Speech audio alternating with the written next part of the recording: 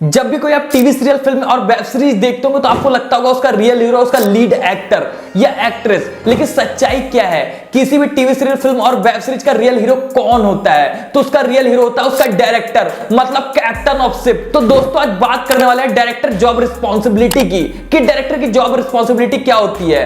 दोस्तों मेरा नाम है दीपक गौतम और आप देखना शुरू कर चुके हैं फिल्मी चाणक्य। तो डायरेक्टर को कहा जाता है कैप्टन और शिप। और शिप का मतलब क्या होता है? शिप का मतलब होता है कोई भी फिल्म, टीवी सीरियल और वेब सीरीज, और उसका कैप्टन कौन होता है जो उस पूरे शिप को हैंडल करता है, उसको बोलते हैं डायरेक्टर। मतलब जितने भी डिपार्टमेंट होते हैं जैसे direction team, DOP team, camera team, light team, executive producer team, production team, makeup artist team, even जितने भी आर्टिस्ट होते हैं उन सबको जो गाइड करता है उसको बोलते हैं डायरेक्टर। डायरेक्टर का हिंदी मतलब क्या होता है? डायरेक्टर मतलब निर्देशक, मतलब जो निर्देश देता है उसको डायरेक्टर कहते हैं, मतलब जो डायरेक्शन देता है उसको डायरेक्टर कहते हैं। अब आइए शुरू से समझाता हूं कि डायरेक्टर का काम क्या होता है। कोई भी डायरेक्टर टीवी सीरियल, फिल्म या वेब सीरीज करना चाहता है तो सबसे पहले उसके जहन में क्या आता है? उसके जहन में आता है एक कहानी जिसको सिनेमा के माध्यम से वो आप लोगों तक पहुंचाना चाहता है। तो किसी भी डायरेक्टर को सबसे पहले फिल्म बनाने के लिए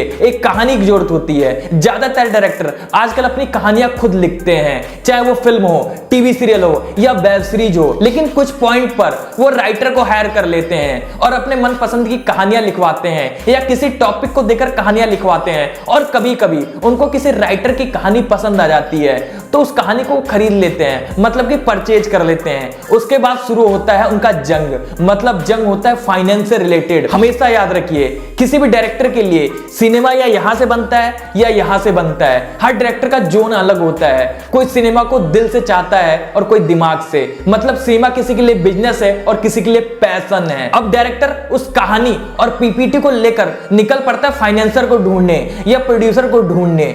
जैसे ही प्रोड्यूसर को कन्वे कर लेता है, और कन्वे करना इतना आसान नहीं होता है, सालों साल निकल जाते हैं एक प्रोड्यूसर लाने के लिए। हाल ही में एक इंटरव्यू देख रहा था जिसमें वरुण ग्रोवर बता रहे थे कि नीरज गेवान और मुझको मसान फिल्म के लिए प्रोड्यूसर को ढूंढने में पूरे 3 साल लग गए थे।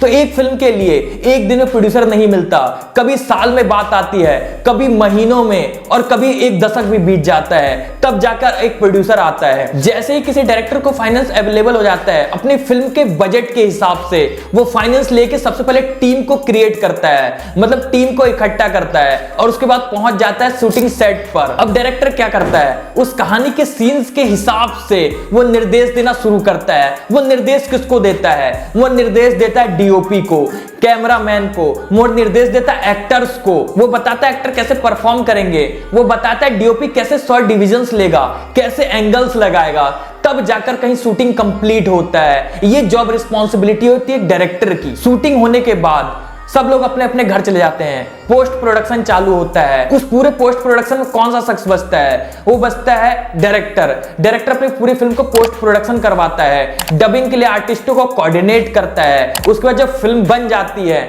तो फिल्म बेचने की, फिल्म से सब्सिडी लेने की, फिल्म को सिनेमा में रिलीज करवाने की, फिल्म को ओटीटी में रिलीज करवाने की जिम्मेदारी किसकी होती है? डायरेक्टर की। मतलब पूरी टीम अपना पैसा लेके चली जाती है और डायरेक्टर बचा रह जाता है। फिर बात आता है प्रॉफिट लॉस पे। अगर फिल्म पैसा कमा गई तब तो प्रोड्यूसर का चहीता बन जाता है और प्रोड्यूसर और डायरेक्टर मिलकर नेक्स्ट फिल्म को प्लान करने लग जाते हैं। अगर फिल्म किसी वजह से पैसा रिकवर नहीं कर पाई और घाटे में रह गई तो प्रोड्यूसर उसकी अनबन हो जाती है और वो अनबन सालों साल तक चलती है। और उस डायरेक्टर के प्रति प्रोड्यूसर को बहुत सारे लोग नेगेटिव करते हैं, उसके बारे में बहुत गलत सलत बोला जाता है। ये जॉब रिस्पॉन्सिबिलिटी है डायरेक्टर की। तो जिसमें इतना गट्स है वो डायरेक्शन फील्ड में आए और डायरेक्टर बन जाए, और गट्स नहीं है तो प्लीज इस फील्ड में बिल्कुल ना आए। आई होप गाइस ये वीडियो आपको बहुत अच्छी लगी होगी। तो फिल्म से रिलेटेड कंटेंट और फिल्मी इंटरव्यू देखने के लिए चैनल को सब्सक्राइब कर लीजिए, बेल आइकन को दबा दीजिए। और आप चाहते हैं कि ऐसे फिल्म से रिलेटेड कंटेंट,